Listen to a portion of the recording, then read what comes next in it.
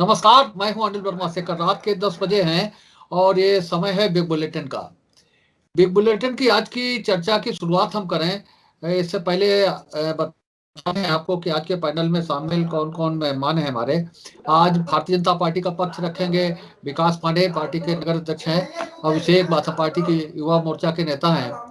और समाजवादी पार्टी से साजिद अली हैं, यूनुस अंसारी भाई हैं, पार्टी के वरिष्ठ नेता हैं। और श्री कृष्ण गौतम कांग्रेस का पक्ष रखेंगे, कांग्रेस के वरिष्ठ नेता हैं। और तो इस तरह से एक बड़ा पैनल आज की इस डिबेट से जुड़ा है। पंचायत चुनाव होने जा रहे हैं और पंचायत चुनाव को लेकर के दावे तो सभी पार्टियों के हैं, लेकिन जो तैयारी दिख रही है वो मुख्य रूप से भारतीय जनता पार्टी और समाजवादी पार्टी की दिख रही है। और इनके इन दोनों पार्टियों में जो लड़ने वाले हैं, दावेदार हैं, उनके नाम भी सामने आ रहे हैं किसी न किसी रूप में। हालांकि अभी जो आरक्षण है, आरक्षण की स्थिति अभी स्पष्ट नहीं है। इसके बाद में भी जो लड़ने वाले हैं, दावेदार हैं, उनकी तैयारियां साफ दिख रही हैं। भारतीय जनता पार्टी की तरफ से एक बात ये बात खुल करके कही गई है कि पार्टी के नेता पदाधिकारी भले ही चुनाव लड़ें, लेकिन जो उनके परिवार के लोग हैं उन्हें चुनाव न लड़ाया जाए, वो चुनाव न लड़ें। और ऐसा इसलिए ताकि जो पार्टी के दूसरे कार्यकर्ता हैं उन्हें चुनाव लड़ने का मौका मिल सके। सबसे बड़ी चीज ये है कि जो जो चुनाव प्रणाली में जो सुविधाएं आरक्षण के नाम पर या दूसरी चीज को लेकर के दी गई हैं, उनका किस तरह से दुरुपयोग होता रहा है। और इस चुनाव में फिर अगर उन चीजों का दुरुपयोग होने की संभावना है, तो हम लोग अभी से अगर आवाज उठाना शुरू करें तो हो सकता है कि कहीं कहीं तक आवाज पहुंचे। जो स्थिति है वो बहुत साफ सी स्थिति लगने लगी है, क्योंकि ये बताया जा रहा है कि फरवरी के शुरू में ही आचार संहिता लागू हो जाएगी और मार्च तक चुनाव परिणाम सब आ जाएंगे, सब कंप्लीट हो जाएगी पंचायत का गठन। तो इसलिए चुनाव की जो कहना चाहिए गोटे बिछने का काम है वो पूरी तरीके से होने लगा है। अब हम भारतीय जनता पार्टी से ही शुरुआत करें तो कई बड़े नाम आ रहे हैं। खासतौर से जो बड़े नेता हैं उनकी अपनी जो रणनीति है, अपनी जो गोटे बिछाने का काम है, वो पूरी तरह से शुरू हो गया है। और खास तौर से गौतम जी, जो दलित आरक्षित सीटें हैं उन पर दलित उम्मीदवारों को मौका फिर नहीं मिलने वाला है। कहीं किसी का कर्मचारी जीत लड़ने वाला है, किसी का ड्राइवर लड़ने वाला है, किसी का और नौकर लड़ने वाला है। ये सारी तैयारियां अभी से चल रही हैं, जो बहुत इस पूरी प्रणाली को कहीं ना कहीं दूषित करती हैं। भारतीय जनता पार्टी की बात करें, आज हम अभी फिलहाल नाम नहीं लेंगे, लेकिन जो है स्थिति, एक माननीय है, उनके भाई का नाम है, दूसरे भाई का नाम है, एक और माननीय है। वो शहर की जो बलपुर सीट की ब्लॉक की जो 3 सीटें, उन पर तीनों पर अपने उम्मीदवार लड़ाना चाहते हैं। एक ड्राइवर है उनका, एक एक उनका भतीजा है, एक एक एक उनकी पत्नी भी हो सकती है। तो ये सारी चीजें हैं जिनको लेकर के जिनको लेकर के तैयारियां अभी से हो रही हैं। मोहम्मदाबाद चले हम, तो वहाँ के जो माननीय हैं वो पूरी तरह से और लड़ रहे हैं। उनके उनके स्कूल का एक बाबू तैयारी कर रहा है, उनकी बेटी तैयारी कर रही है, उनकी पत्नी तैयारी कर रही है, उनकी भाभी तैयारी कर रही हैं। एक दूसरे माननीय है, वो अपने बेटे को पंचायत चुनाव से राजनीति में प्रकट करना चाहते, उतारना चाहते हैं। ये सारी चीजें हैं और बहुत बड़ी संख्या ऐसे लोगों की हो गई है। एक एक जिला पंचायत सदस्य हैं, वो खुद हैं मोहम्मदाबाद की एक सीट से जिला पंचायत सदस्य हैं। वो अपनी पत्नी को भी कमालगंज की एक सीट से उतारना चाहते हैं।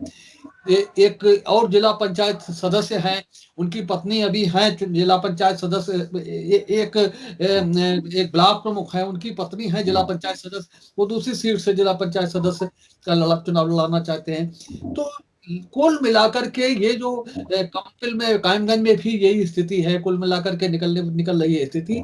तो ये जो वंशवाद की चीज थी, वो उसकी नर्सरी ये पंचायत चुनाव बनता जा रहा है। यही हम लोगों ने आज इस डिबेट का जो शीर्षक है वो रखा है, वही उसी के इर्द गिर्द हम लोग कोशिश करेंगे कि, और खास तौर से जो आरक्षित सीटें, हमने बार बार हम लोग इस चीज को कह रहे हैं, चाहे वो महिला आरक्षित सीट हो, चाहे वो दलित आरक्षित सीट हो, चाहे दलित महिला आरक्षित सीट हो, उन पर उन और उन सीटों को आरक्षित करने की जो मंशा है चुनाव आयोग की, उस मंशा को जो पुराने खिलाड़ी हैं राजनीति के, वो पूरा नहीं होने देना चाह रहे हैं। ये स्थिति बिल्कुल निकल करके सामने आ रही है। यूनुस भाई, आपसे शुरू करें। तो ये जो स्थिति है, आपकी पार्टी भी इस सारे घटनाक्रम से बच नहीं पा रही है, और आरोप तो सब पे लग रहे हैं। भाजपा तो शुरू से आरोप लगाती कि दूसरी पार्टियों में कुछ है नहीं, मुलायम सिंह और अखिलेश यादव के अलावा कुछ नहीं है, राहुल गांधी और सोनिया गांधी के अलावा कुछ नहीं है। तो भारतीय जनता पार्टी में भी एक बड़ी लिस्ट है उन लोगों की जो अपने भाई भतीजों को, बेटों को चुनाव लड़ाने की तैयारी में है। तो क्या लग रहा है आपको कि जब एक शुरुआत हो रही है अभी पंचायत चुनाव की, यूनुस भाई, तो ये जो वंशवाद की राजनीति है वो और प्रखर होगी, और तेज होगी, और मजबूत होगी। तो ये इसके लक्षण दिख रहे हैं साफ तौर पर। सबसे पहले आज के पैनल में जितने मेरे साथी हैं, बड़े छोटे भाई, सबको नए साल का मैं शेखर भैया के सबको बधाई देते हुए मैं अपनी बात शुरू करूंगा। शेखर भैया देखिए, अक्सर आपने कहा कि सबसे ज्यादा वंशवाद जो है वो या तो हमारी पार्टी पे लगाए जाते हैं या कांग्रेस पार्टी पे लगाए जाते हैं। लेकिन ये लिस्ट देखिए, स्क्रीन पे देखिए, अगर दिख रहा हो तो एक ये लिस्ट है 113 लोगों की, जिसमें कैडर के परम आदरणीय कल्याण सिंह जी के बेटे और पोते, पोते मंत्री, बेटे सांसद, और एक हमारे देश के जो गृह मंत्री जी हैं, उनके पुत्र जो हैं कभी क्रिकेट नहीं खेले, वो दुनिया के सबसे बड़े क्रिकेट बोर्ड के सेक्रेटरी हैं। बहुत अनिष्ट है, इसमें कोई दो राय नहीं है। लेकिन जब वंश की और उसकी बात आती है, फिर राजनाथ सिंह जी उनके भी बेटे हैं, प्रमुख महाजन जी की बेटी हैं, वसुंधरा राजे सिंधिया के लड़के हैं। तो ये देखिए, ये जो लोग को 100 बिल्ली 100 चूहे खा के बिल्ली जो हज को जाती है, ये 113 की लिस्ट है, आम रिटर्न है, और इसमें कोई वो नहीं है। तो ये तो वंशवाद से कोई अछूता नहीं है, और मैं कोई व्यक्तिगत हमला नहीं करना चाहता। लेकिन जिनके वंश है ही नहीं, अगर वो ये दावा करें कि भैया हम वंशवाद से परे हैं, जैसे देश के प्रधानमंत्री हैं, हमारे उत्तर प्रदेश के मुख्यमंत्री हैं, बहुजन समाज पार्टी की नेता बहन कुमारी मायावती जी हैं, लेकिन वो भी अपने भाई को ले आई। तो ये वंशवाद का ये जो एक लेबल है, तो वो सब पे लगा हुआ है। लेकिन कुछ लोग मानते ही हैं और कुछ लोग नहीं मानते हैं। कुछ लोगों को सच कहने की और सच स्वीकार करने की आदत है, लेकिन जो आज हमारी जो सरकार जो है, उनको बिल्कुल सच्चाई से कोई लेना देना नहीं है। ये ऊपर से आते आते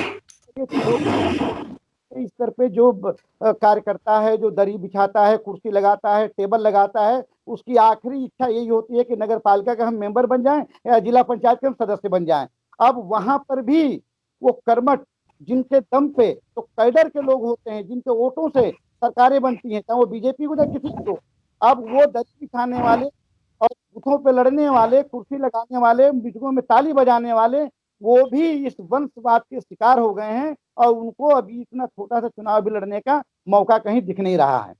तो ये बड़ी एक दुखद स्थिति है कि छोटा से छोटा कार्यकर्ता बेचारा जिला पंचायत या प्रधानी का सपना देखता था, वहां पे भी एक वंशवाद हावी हो गया है। तो इससे सबसे ज्यादा आज की तारीख में अगर ग्रसित है तो वो हमारी जो सत्तारूढ़ पार्टी है वो है, और उनसे लोग मीलों मीलों पीछे हैं। हमारी पार्टी तो बहुत पीछे है। और रहेगी बात कांग्रेस की, उनका तो परिवार ही बहुत छोटा है, गिने चुने लोगों के। हालांकि मैं कांग्रेस का मैं हिमायती नहीं हूं, लेकिन सच बोलने की आदत है मेरी, और सच सुनने की भी आदत है। तो ये सबसे ज्यादा 117 लोगों की लिस्ट ये बीजेपी की है। सबके बेटे और पोते तक राजनीति में आ गए और मंत्री बन गए हैं। इसके आगे अभी इससे कोई प्रमाण नहीं होता है वंशवाद का, वंशवाद की जनक जो है वो भारतीय जनता पार्टी है। पहले मौका नहीं मिलता था इसलिए दिखता नहीं था, अब मौका मिल गया तो बाप भी हैं, बेटे भी हैं, पोते भी हैं। हाँ, और पोते के लड़के अभी शादी नहीं हुई है, वरना उनका भी नंबर होता। तो वंशवाद में जब मौका मिला तो सबसे पहले बीजेपी नंबर 1 पे आई। आज के दौर में सच कहा किसी राइटर ने कि सिर्फ वही ईमानदार है जिसको बेईमानी का मौका नहीं मिला। और सच्चा ईमानदार तो वो होता है जिसको बेईमानी का मौका मिल जाए, उसके बाद वो ईमानदार बना रहा है। ने तो सब एकदम छोड़ के रख दिया कि जब बेईमानी का मौका मिला तो परपोते तक को मंत्री बना दिया। तो ये आपके सामने है और आम डिटेल बात करता हूँ, लिखत पढ़त में बात करता हूँ। और कंप्यूटर का जमाना है, गूगल का जमाना है, जब चाहे सर्च करके देख लीजिए। तो इस मेरी बात को मैं एक निवेदन करूंगा कि इसको हमारे जो साथी हैं उसको स्वीकार करें और झूठी हो हल्ला करके, झूठी दलील देके इसको दबाने की कोशिश ना करें, इसलिए कि ये जनहित की बात है। ये बात बीजेपी की नहीं है, बात कांग्रेस की नहीं है, बात सपा की नहीं है, बात बसपा की नहीं है। ये बात जो है जनहित की है और कार्यकर्ताओं का है। तो इसलिए अगर हमारी बात में अगर सच्चाई और दम लगे तो इसको जो आज स्वीकार करें कि हमारे छोटे भाई ने, इसको आप लोग स्वीकार करना। झूठी और फरेबाजी से मेरी आवाज को दबाने की कोशिश मत करना। और शेखर भाई, ये लिस्ट लेके बैठा हूं, ये प्रमाण है। लगभग सबको शुभकामनाएं देते हुए मैं ये कहना चाह रहा हूं कि ये जो आज चाहे कोई पार्टी हो, चाहे सत्ता हो, विपक्ष हो, इस वंशवाद से कोई जो है अछूता नहीं है और सब में है, किसी में कम है, किसी में ज्यादा है। मगर जो असरदार जो बड़े नेता है वो ये चाहते हैं कि सारा वर्चस्व मेरे ही काम हो, हर जगह मेरे ही वर्चस्व कायम हो जाए। गरीब कार्यकर्ता है, छोटा है कार्यकर्ता है, जिसने दरी बिछाई है, नारे लगा के कुछ आगे बढ़ा है, तो उसको भी ये मौका देना नहीं चाह रहे हैं। ये लोकतंत्र के लिए ठीक नहीं है। और जो आदर्श की बातें तो बहुत लोग करते हैं, मगर क्योंकि उसको अमल नहीं लाते हैं। हर पार्टी आदर्श की बात कर रही है मगर उसको अमल नहीं ला रही है। मैं किसी पार्टी में कोई ब्लेम नहीं लगा रहा हूं। इस पर खास तौर से जिसकी सरकार है उसको सोचना चाहिए, कुछ नियम ऐसे बनाना चाहिए कि ताकि जो छोटा कार्यकर्ता है, जो उम्मीद रखता है कि प्रधान बन जाऊं, जिला पंचायत बन जाऊं, मैं किसी वार्ड का मेंबर बन जाऊं, उनको भी मौका मिले। तो ये छोटे कार्यकर्ताओं का बहुत बड़ा हनन है। और रही बात यह है कि अभी रिजर्वेशन क्लियर नहीं हुआ है। कांग्रेस जो है कहीं कमजोर नहीं है, आप जो कह रहे हो, और कांग्रेस बड़ी दमखम से आपको जो है इस पंचायत चुनाव में अपना असर दिखाएगी। बस इतना ही मैं कहना चाह रहा हूं। इसके बाद जो है आप जो है जी साजिद अली। जी सर। साजिद अली जी जी जी, सभी को साथियों नववर्ष की दिली मुबारकबाद। और जो आपने आज का विषय रखा है, वास्तव में ये विषय एक सोचनीय विषय है कि जिस तरीके से आज अगर हम ग्राम पंचायत की बात करें तो ग्राम पंचायत में अगर प्रधानी का जो चुनाव लड़ते हैं वो भी सदस्य अपने घर के, अपने वंश के लोगों को ज्यादातर बनाते हैं, क्योंकि हमारी प्रधानी खतरे में ना है। इसी तरीके से हम देख रहे हैं और बहुत दिनों से राजनीति में देख रहे हैं कि जो पार्टियां कभी उंगली उठाया करती थी कांग्रेस पे कि कांग्रेस में वंशवाद चल रहा है और वंशवाद से ही कांग्रेस पनपी है, लेकिन अगर उसमें उंगली उठाते हो, देखते हो तो उसमें कई प्रधानमंत्री वंशवाद से अलग हुए हैं। सोनिया गांधी ने पूरा किया था। मैं पार्टी की ज्यादा हिमायती नहीं करता हूं, लेकिन बताना चाहता, दूसरी चीज अभी उंगली उठेगी हमारी पार्टी के ऊपर कि आपकी पार्टी में भी वंशवाद चल रहा है, लेकिन मेरी पार्टी में वंशवाद चला है, लेकिन वंशवाद जब चला है, वंशवाद के लोगों ने मेहनत की है, मेहनत करके उन्होंने अपना क्षेत्र चुना, उस क्षेत्र में उन्होंने विकास किया, उस विकास को इतना आगे बढ़ाया कि उस क्षेत्र का नाम, उस जिले का नाम आज यूपी से लेकर हिंदुस्तान के लोग जबान पे नाम ले रहे हैं कि वहां के सांसद ने, वहां के विधायक ने क्या किया है। और जो लोग वास्तविकता में ये वंशवाद की राजनीति करते हैं, जैसे कि जिला पंचायत का चुनाव आ रहा है, एक एक घर से अपने सारे लोगों को लड़ा देते हैं। ये बहुत ही, चाहे वो हमारी पार्टी के लोग हों, चाहे वो दूसरी पार्टियों के लोग हों, ये बहुत ही सोचनीय विषय है कि जो कार्यकर्ता दिन रात मेहनत करता है, दिन रात इस लालच में मेहनत करता है कि एक छोटा सा पद हमको भी हमारी पार्टी देगी, उसको चुनाव नहीं लड़ाया जाता है और वहां पर उसको उसके मन को मार दिया जाता है, उसको बैठाल दिया जाता है और जबरदस्ती अपने परिवार को आगे करके हर पार्टी के लोग, ये नहीं एक ही पार्टी के लोग, हर पार्टी के लोग वंशवाद को बढ़ावा देते हैं। पता नहीं उनको एक पद मिलने के बाद वो उनकी भूख यानी कितनी बढ़ जाती है कि उनकी भूख मिटती ही नहीं है और वो अपने को इतना भूखा साबित करते हैं कि सारे घर को आगे ले आते हैं। यहाँ तक कि जिला पंचायत की बात छोड़िए शेखर जी, अपने को वो प्रधान से लेकर प्रधान का सदस्य का भी अपना घर के मेंबर बना लेते हैं। ये बहुत ही सोचनीय विषय है कि वहां पर सारे पार्टियों को लोगों को सोचना चाहिए कि जिस तरीके से एक कार्यकर्ता दरी बिछाता है, एक कार्यकर्ता सभी को इकट्ठा करता है और आपके लिए भीड़ इकट्ठी करता है, उसको भी मौका देना चाहिए और उंगली किसी पे नहीं उठानी चाहिए। अगर उंगली एक पार्टी पे, हमारी पार्टी पे उठाओगे तो आप कहीं के दूध के धुले नहीं हो। इतना वंशवाद हो गया है कि जो लोग अच्छी नेतागिरी कर रहे थे वो आज आंसू आ रहे हैं, किसी पद पर आसीन नहीं है। खालिद उस्मानी बोलिए। जी भाई नमस्कार, सभी लोगों को नव वर्ष की हार्दिक शुभकामनाएं। विरासत से तय नहीं होंगे सियासत के फैसले, मेहनत तय करेगी कि आसमां किसका है। साजिद भाई ने बहुत अच्छी बात कही कि वंशवाद की राजनीति नहीं चलेगी। मैं साजिद भाई से एक ही बात पूछूंगा कि फरकावाद की राजनीति और फरकावाद के आसपास के जिलों की राजनीति पे एक नजर डाल के मुझे ये बताएं कि किसकी पार्टी जो है विरासत की राजनीति कर रही है। मैनपुरी, एटा, जावा, कन्नौज और फरकावाद, इन जिलों की मैं पोजीशन पूछना चाहता हूं साजिद भाई से कि इन जिलों में क्या है। जिला पंचायत से लेकर प्रधान से लेके जिला पंचायत, बीटीसी, ब्लॉक प्रमुख, जिला पंचायत मेंबर, यहाँ तक कि विधायक भी और सांसद भी बनने की कोशिश। तो बाकी कार्यकर्ता, मैं समझता हूँ साजिद भाई, हम आप शायद राजनीति में एक ही साथ कदम रखे थे, लेकिन आप ये मुझे बताइए कि आपकी पार्टी आपको कहां से चुनाव लड़ा रही है? आपको कहां से लड़ा रही है? हम जहाँ चाहेंगे वहां से हमको लड़ाएगी हमारी पार्टी। देखिए हम चुनाव नहीं लड़ते, आपकी तो पार्टी झोला में टिकट लिए घूम रही है, किसी को भी पकड़ा देगी। कांग्रेस में है क्या? कहीं वोट है, कहीं कोई जीता, कुछ है नहीं, तो झोला में टिकट लिए घूमते रहो, किसी को भी पकड़ा दो, कोई भी लड़ने को तैयार हो जाएगा, पैसे दे दो लड़ जाएगा। आपकी पार्टी के पास फंड ज्यादा है और किसी को भी लड़ा दो। राजनीति की है विषय, यहाँ विरासत की राजनीति का है, झोले का नहीं है कि विरासत में आपको कहीं जगह नहीं मिलेगी चुनाव लड़ने के लिए। आपकी विरासत आपके अपने जिला में, आप अपने जिला में देखिए ना, आपने जिला में पहले ये देखिए, तय करिए कि खुर्शीद आलम साहब ने विरासत किसे दी, आपको परिवार को क्यों नहीं दी? आपके परिवार को टिकट देनी चाहिए थी ना सांसद की। भाई आप अपने परिवार के टिकट लेते सांसद दी ना, तो उन्होंने विरासत में टिकट क्यों दे दी? इससे पहले हमने पहले ही कहा था अपने गृह। अरे भाई ये पहला राउंड है, पहले राउंड में नहीं होना चाहिए। हाँ, अरे खुर्शीद साहब आप उंगली उठा रहे हो।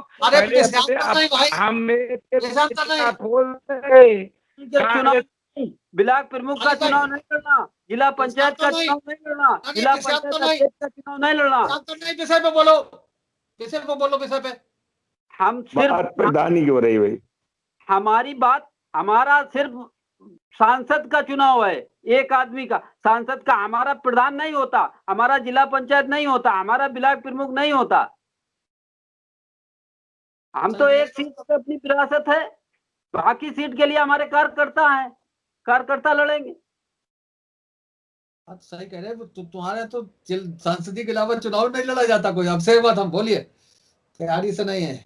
नहीं, हमारे कार्यकर्ताओं के लिए छोड़ा गया छोटा चुनाव, कार्यकर्ता लड़ेंगे। ठीक। लेकिन मैं मैं ये पूछ रहा हूँ साजिद भाई से, बड़े भाई होने के नाते साजिद भाई हमारे बड़े भाई हैं, मैं पूछ रहा हूँ कि आपको कहाँ से चुनाव लड़ने को अरे मिलेगा? भाई संबोधित किया जाता है एंकर को, आप साजिद भाई से सीधा कैसे पूछ रहे हैं? भाई इसका स्वरूप बिगाड़ रहे हो। अभिषेक बोलिए, अभिषेक बाथम, अभिषेक बाथम, अभिषेक आवाज पहुंच रही? हाँ बोलो, हाँ बोलो बोलो।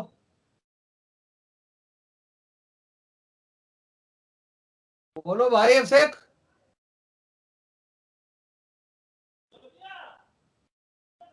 अभिषेक बोलो।